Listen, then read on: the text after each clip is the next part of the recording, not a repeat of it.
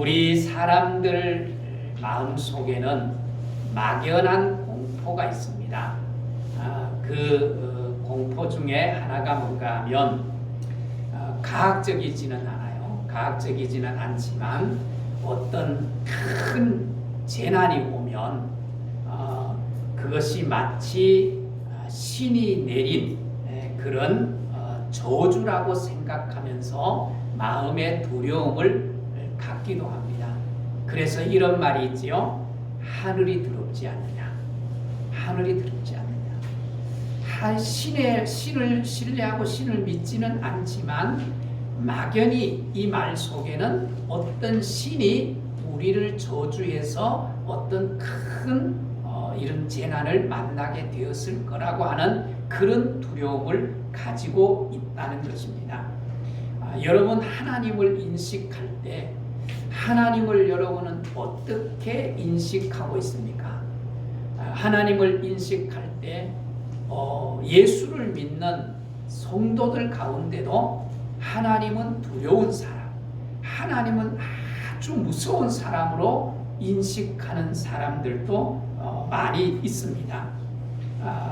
기본적으로 하나님은 이런 두려움을 갖고 있기 때문에 사람들의 마음속에는 기본적으로 신에 대한 막연한 어떤 두려움을 가지고 있습니다. 왜? 하나님이 뭐 하실까봐? 심판하실까봐. 신이 심판하실까봐 두려움을 가지고 있는 것입니다. 그래서 이 역사 속에는 건선징악이라고 하는 그런 문학 작품들도 참 많이 있습니다. 예를 들면 뭐 홍길동전, 또 농부와 흥부, 또 장화 홍련전 이런 전래 동화들 속에는 뭐가 숨겨져 있어요? 건선징악. 선은 건하지만 악은 뭐 한다고요? 징계하고 징벌한다는 그런 사상이 거기에 숨겨져 있습니다. 그뿐만 아니라 뭐 슈퍼우먼 우먼이라든지 아니면 원더우먼, 또 스파이더맨, 또 배트맨 이런 그 상상 속의 문학 작품 속에서도 이제 이런 것들이 등장을 하고 있는 것을 볼 수 있지 않습니까? 왜 그럴까요? 악한 사람에 대한 응징, 이 악한 사람에 대한 응징이 세상에 완벽하지 않기 때문에 또 법은 있지만 그 법으로도 세상의 악을 완벽하게 응징을 해요 못해요? 못하지요. 그렇기 때문에 누군가가 뭐 상상 속에 어떤 뭐 배트맨이라든지 아니면 원더우먼이라든지 이런 상상적인 인물들이라도 대신 그 악을 응징을 하면 대신 내가 뭐 하지요? 대리 만족이라고 하는 마음의 어떤 위안을 얻는 심리적인 효과가 있기 때문에 그런 작품들이 팔리고 또 읽혀지게 되는 것입니다. 오늘은 이런 보응하시는 하나님에 대해서 우리가 함께 말씀을 나누려고 합니다. 시편이라든지 또 잠언이라든지 아니면 이사야 등에 보면 하나님이 악한 사람을 응징하는 그리고 원수를 보복하시는 그런 하나님에 대해서 찬송을 하고 그런 하나님을 경험한 사람이 시로 표현해내는 그런 모습을 성경 안에서도 우리가 만나볼 수 있습니다. 그래서 골로새서 3장 이 신약 성경에도 보면 골로새서 3장에 보면 25절 이렇게 말씀합니다. 불의를 행하는 자는 불의의 보응을 받고 그랬어요. 불의를 행하는 자에게 뭐가 있다는 거예요? 응징이 있다는 거예요. 응징이 있다. 이런 선포들은 사실상 우리 예수 믿는 사람들에게 있어서 위로가 되기도 합니다. 그뿐만 아니죠. 하나님이 우리 속에 이미 응징 체계를 우리 속에 심어 놓았습니다. 누군가가 나에게 내가 누군가를 격려하고 누군가의 도움을 주고 누군가에게 마음을 편하게 만들면 내가 어떻습니까? 기쁘지요? 기뻐요. 그게 응징체계예요. 하나님이 누군가를 기쁘게 했는데 내가 기쁜 거예요. 그게 즉각적인 하나님의 응징이에요. 보응이에요. 보응. 지난 어제 토요일날 주중에도 저희 집에 먹거리를 보내오신 분이 있어요. 그래서 제가 감사하다는 문자를 보냈어요. 감사하는 문자를 보냈더니 단문이 왔는데 어떻게 왔는지 아세요? 제가 오히려 더 감사하지요. 저도 기뻐요. 내가 누군가에게 베풀었는데 내 마음속에 기쁨이 오고 즐거움이 오고 평화가 와요. 이게 뭐예요? 하나님이 우리 마음속에 자연스럽게 주신 보응체계예요. 보응체계. 그래서 하나님은 그렇게 선하게 사는 사람들을 실제로 뭐 하시는 거예요? 보응하시는 거예요. 갚아주시는 거예요. 계시록 22장 12절에 보면 이렇게 말합니다. 내가 줄 상이 내게 있어 각 사람에게 그 행한 대로 뭐 하신다? 갚으신다. 하나님은 그 행한 대로 보응하신다는 거예요. 그뿐만 아니라 한편으로는 못된 짓을 하는 사람 있잖아요. 사람을 괴롭히고 힘들게 하는 사람들이 있잖아요. 이런 사람들에게도 하나님이 즉각적으로 뭐 하세요? 보응하시는 거예요. 내가 누군가를 불편하게 해서 못된 짓을 해서 그러면 내 마음속이 아주 편하지요? 아니에요. 내가 불편하다. 이건 역시도 하나님이 즉각적으로 우리에게 이 보응의 시스템을 우리에게 주셨기 때문이에요. 그뿐만 아니죠. 사회가 발전하면 발전할수록 사회에 뭐가 생기죠? 공권력이 생겨요. 사회의 보응 체계가 만들어집니다. 헌법이 만들어지고 또 법률이 만들어지는 거죠. 그래서 그 법률을 통해서 사회를 건강하게 만들어가게 되는 거예요. 그래서 로마서라든지 베드로서에서 보면 하나님은 국가의 공권력을 부정하세요? 인정하세요? 인정하잖아요. 그리고 내가 한 나라의 백성으로서 편안하게 살려고 하면 그 공권력을 가지고 있는 지도자들을 위해서 성경은 뭐하라고 말하죠? 기도하라고 말합니다. 성경은 이렇게 공권력도 인정합니다. 그렇기 때문에 오늘 지도자들을 위해서 기도해야 돼요. 왜? 지도자들이 공정하게 그 권력을 사용하지 아니하고 사욕으로 사용할 수 있기 때문입니다. 그래서 이 공권력이 잘 작동하지 않으면 하나님이 그 공권력에 대해서 뭐 하는 거예요? 심판하시고 그 공권력을 무너뜨리기도 합니다. 그리고 사회에도 그런 공권력에 무너뜨릴 수 있는 장치를 만들어 놓았죠. 조금 전에 우리가 기도했지만 내년 3월 9일 날 뭐 하죠? 대통령 선거하잖아요. 대통령 선거하는데 국민들이 그 정권을 잡은 지도자들이 국민들의 마음에 들지 않게 자기 사욕을 위해서 자기 정권을 위해서만 사용하면 이번에 바꿔야 되겠다. 그리고 국민들이 투표로 뭐예요? 정권을 바꾸는 거예요. 야당에 혹은 여당이 그걸 유지하든지 아니면 바꾸든지 그것을 심판하도록 만드신다. 그런 제도가 없는 나라에서는 또 어떻게 하죠? 폭동을 통해서 군사 어떤 반란을 통해서 이 정권을 뒤집어 버리기도 하잖아요.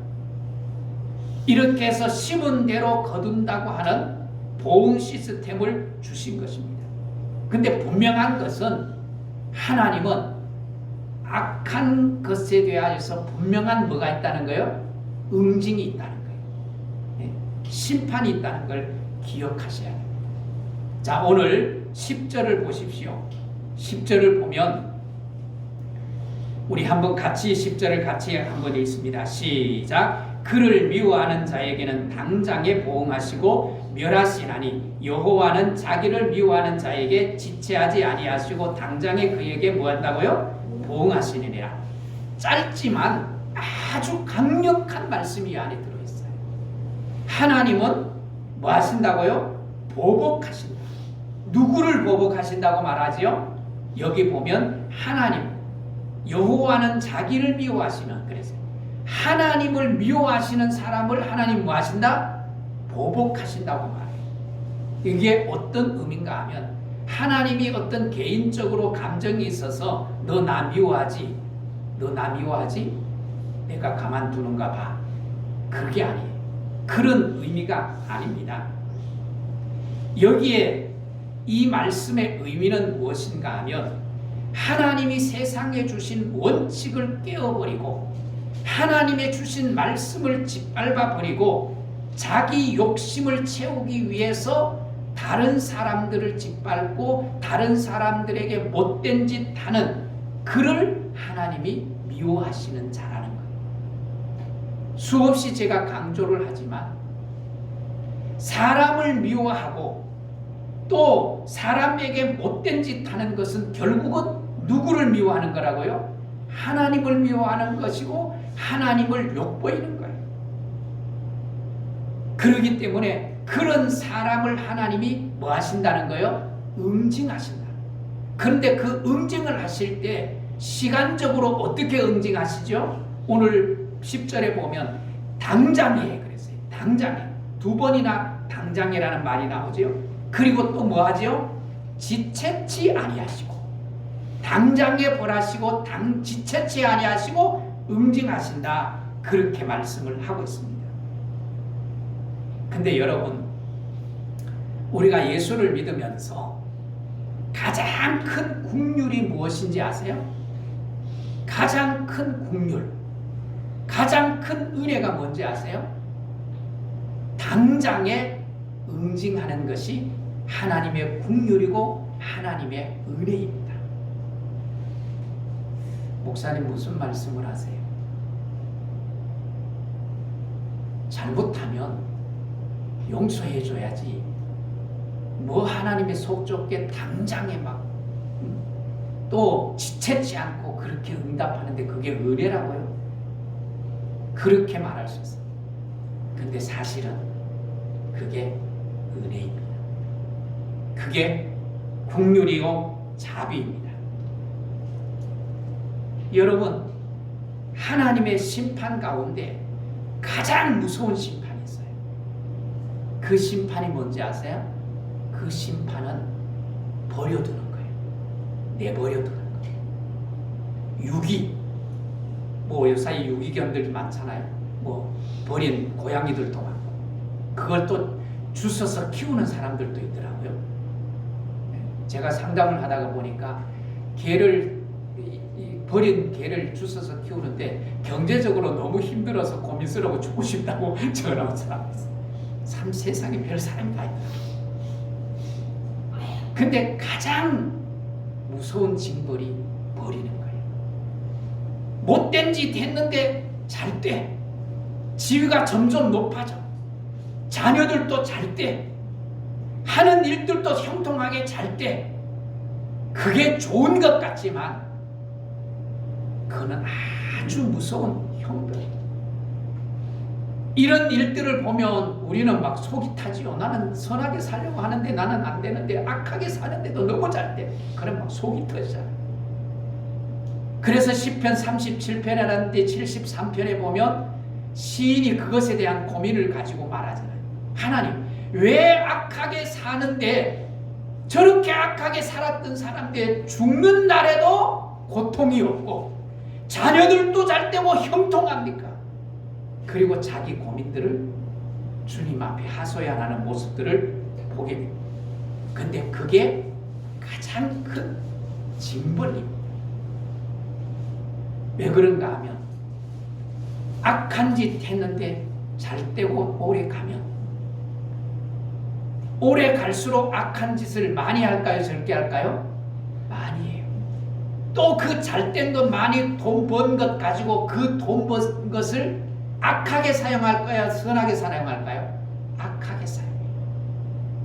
더 큰 징벌이 옵니다. 우리 속담에 보면 이런 속담이 있잖아요. 3살 버릇이 언제까지 간다고요? 80까지 간다. 바늘도둑이 뭐가 된다고요? 소도둑 된다. 바늘을 도둑질 했는데, 그건 뭐 별거 아닌 것, 그냥 내버려둬. 아니, 3살 버릇 때, 아이들이 그렇지 뭐, 그리고 내버려둬. 그러면 이 아이는 그 인생을 망칠 수 있어요. 그냥 내버려두면. 소도둑이 뭐가 돼요? 바늘도둑이 뭐가 돼요? 소도둑 때가 그 인생을 망쳐요. 3살 때 그 버릇이 그대로 가서 자기 인생을 망치는 인생을 만들어요. 그런데 3살 때 또 바늘을 훔쳤을 때 다시는 그것을 생각조차도 할 수 없을 정도로 응징을 해요. 그래서 뭔가 남의 물건에 관심을 가지고 저거 가지고 싶다고 생각할 때, 그때 바늘을 훔쳤는데 맞았을 때, 엄마 아빠에게 응징을 당했을 때 그 고통을 기억하면서 그걸 끊어버릴 수 있다면 그건 축복이에요. 그래서 지금 당장 지체치 않고 응징하는 것은 긍휼이요 자비요 축복이에요. 오늘 하나님의 가장 큰 긍휼은 바로 내가 잘못했을 때 즉각 숨을 쉴 수 없을 만큼 나를 징계하는 것. 그게 자비요 긍휼이에요. 은혜. 오늘 그런 의미에서 내가 잘못했는데도 하나님이 내게 아무런 일을 행하지 않으셔. 그러면 우리는 고민하셔야 돼요. 분명 하나님이 징계하셔야 돼요. 그것 잘 넘어갔다고 해서 할렐루야 하면 이러면 안 됩니다. 오히려 고민하셔야 돼요. 그래서 오늘 잘못했는데도 내버려 둔다면 그것은 최고의 응징이요 징벌이라는 걸 우리가 기억해요. 그래서 즉각적인, 그리고 뭐예요? 지체치 않고 하나님이 뭐 하세요? 책망하시고 때로는 징계하시는 거예요. 우리가 선한 일, 또 주님이 기뻐하시는 그런 삶을 살 때 당장에 기쁨이 온다고 제가 조금 전에 말씀을 드렸죠. 그리고 또 이 선이 쌓이면 내가 선을 쌓아요.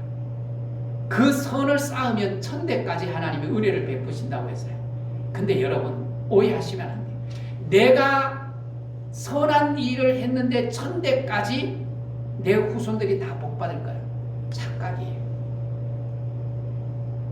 사실은 내가 잘하면, 여러분 주위에도 한번 보세요.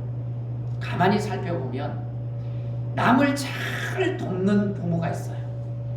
그러면 그 자녀들도 대부분 남을 돕는 일에 관심을 가지는 자녀들이 많아요.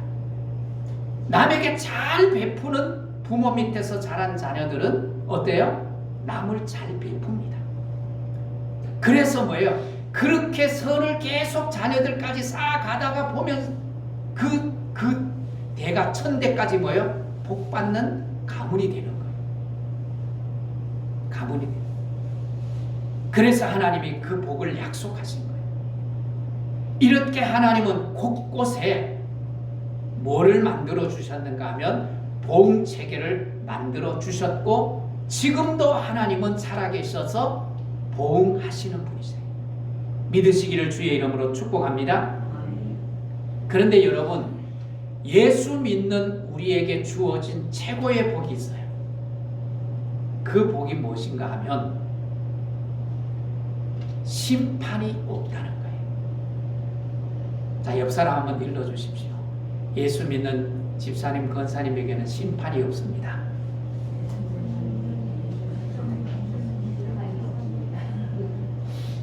좀 자신 있게 얘기해 주십시오.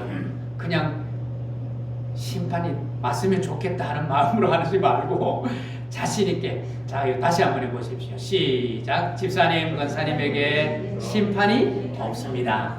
할렐루야. 근데 여러분, 요한복음 5장 24절에 보면 나를 히브리서 9장 17절에 보면 한 번 죽는 것은 사람에게 정한 것이요 그 후에는 심판이 있으리니 그래서 죽고 심판이 있다고 했는데 우리는 심판이 없다는 거예요.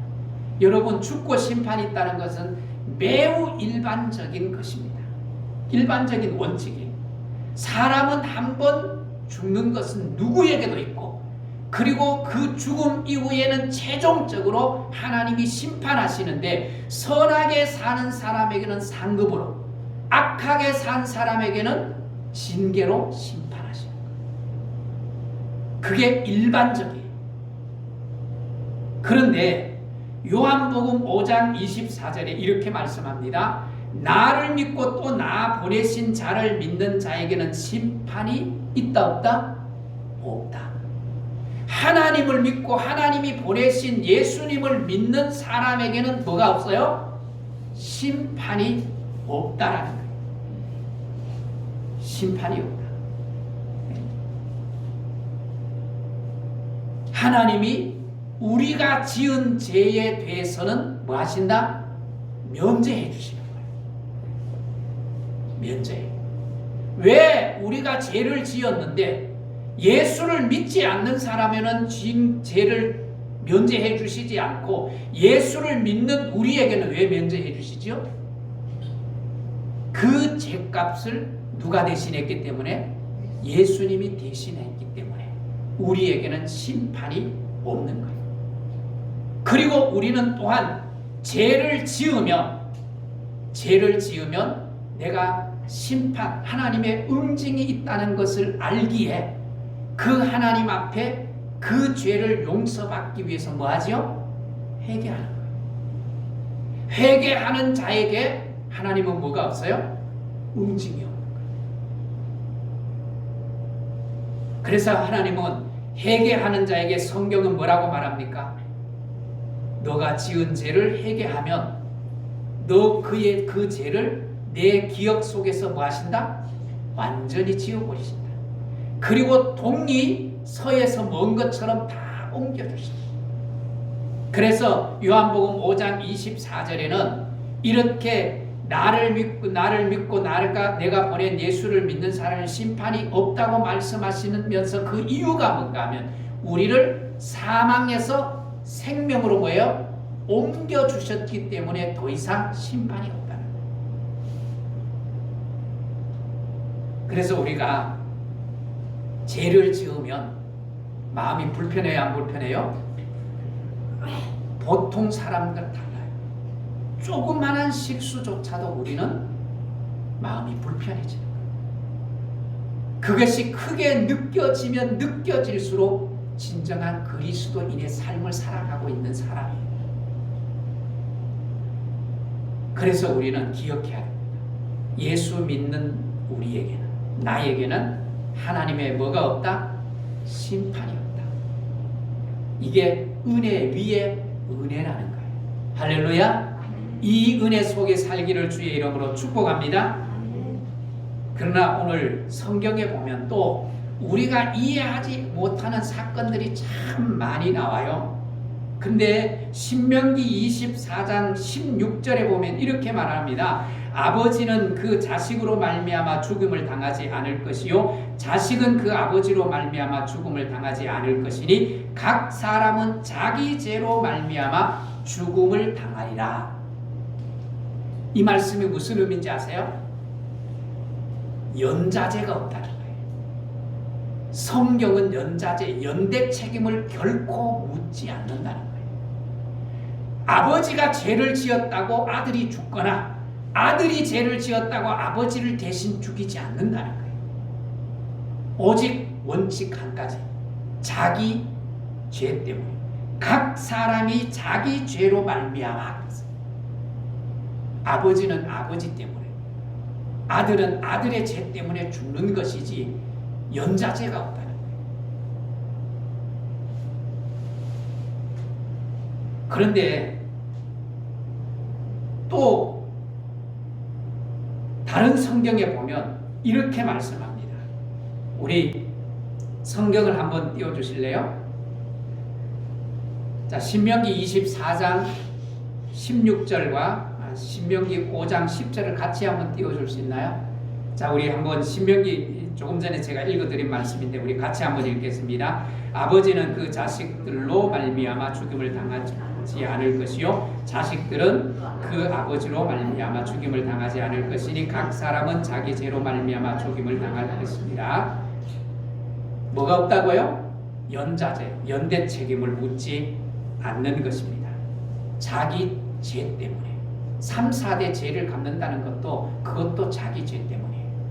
왜? 아버지 사는 모습대로 내가 또 그렇게 사니까 그 죄 때문에 죽는 거예요. 아까 조금 전에 선을 설명할 때도 그렇게 말씀드렸던 것처럼 자, 신명기 5장 우리 한번 같이 읽습니다. 10절입니다. 시작.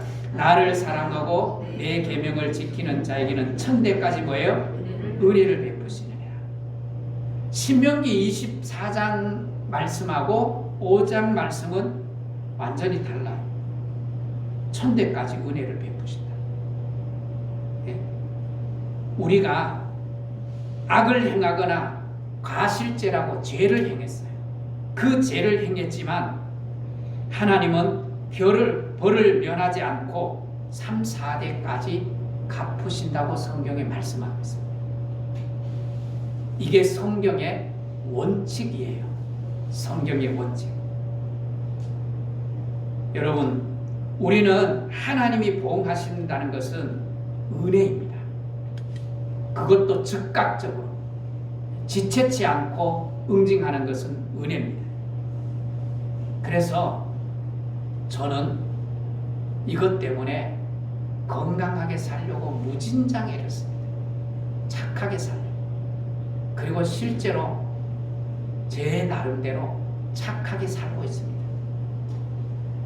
때로는 내가 억울한 일을 당하고 힘든 일을 만나기도 하지만 그 억울함을 당할 때 하나님은 내 억울함을 풀어주시기도 하고 나를 힘들게 했던 사람이 어느 날 내 곁에서 사라지기도 합니다. 그래서 하나님은 보응체계를 우리 안에 만들어 주신 거예요.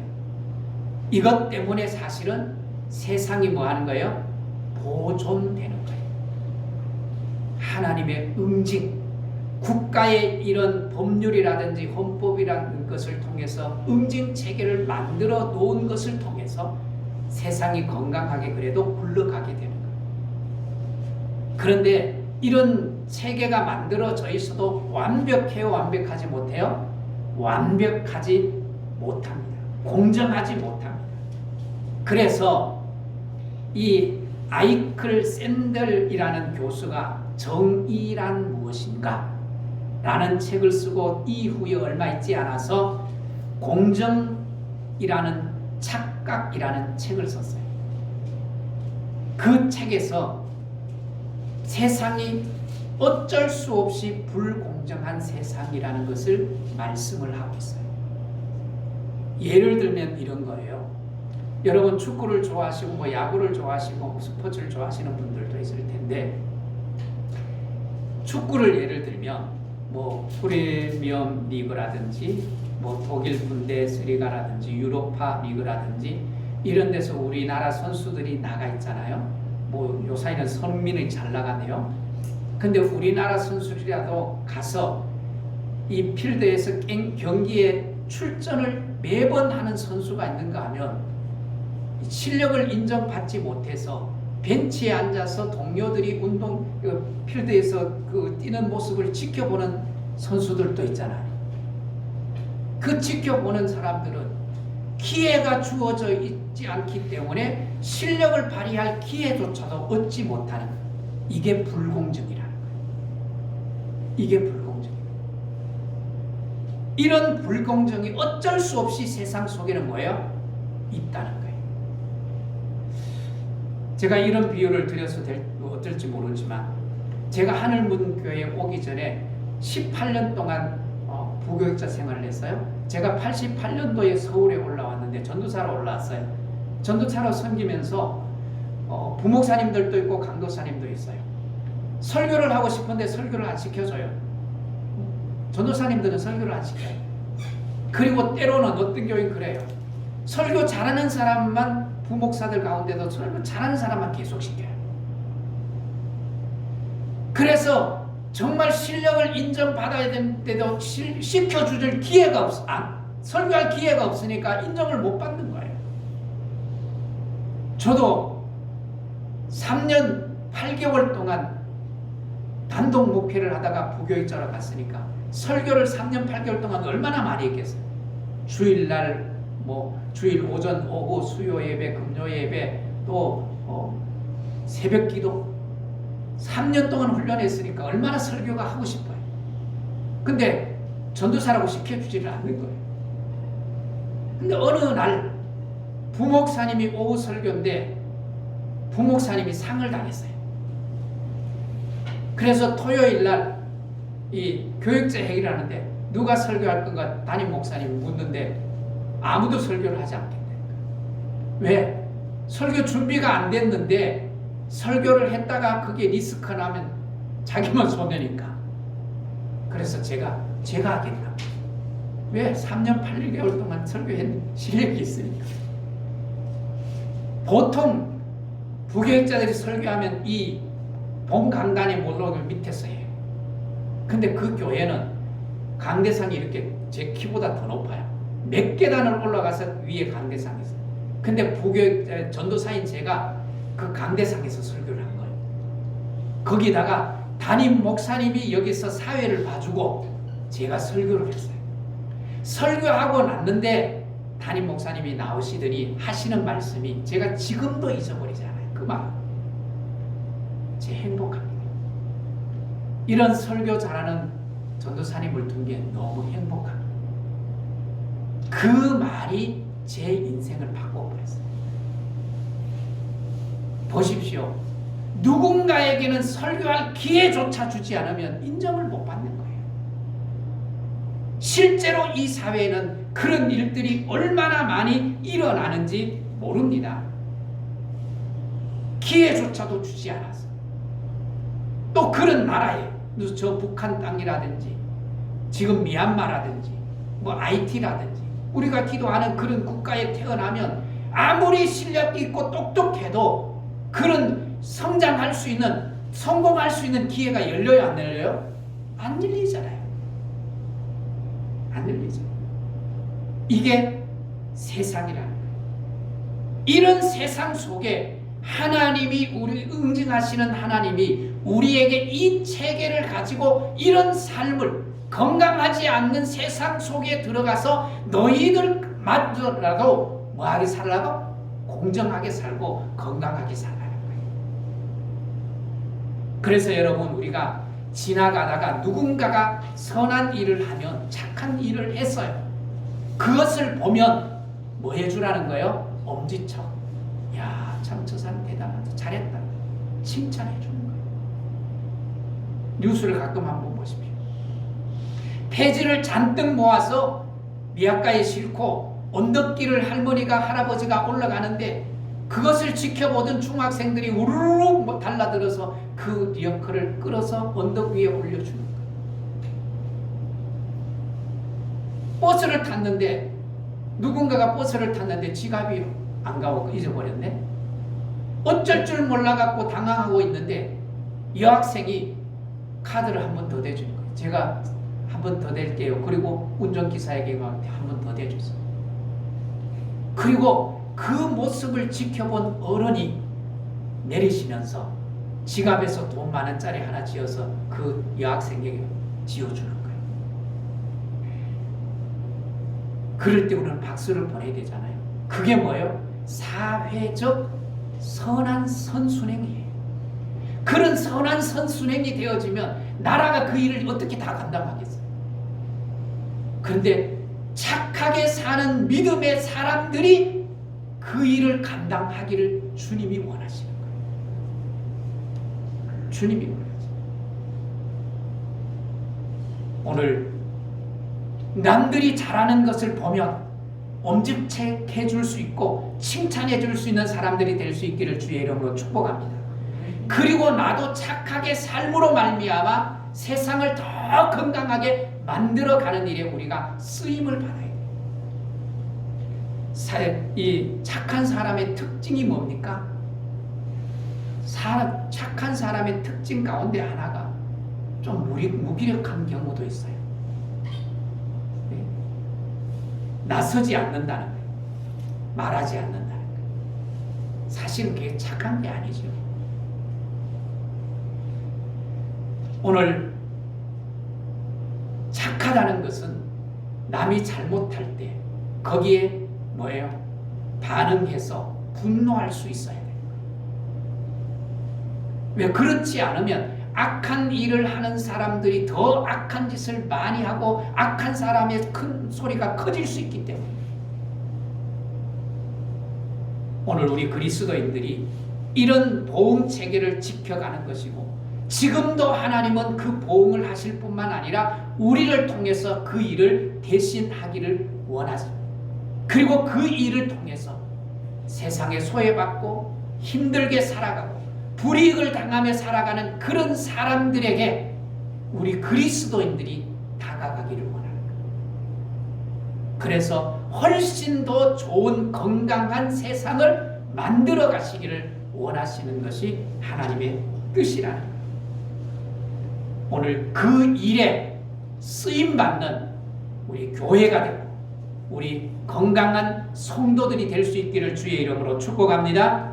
축복합니다.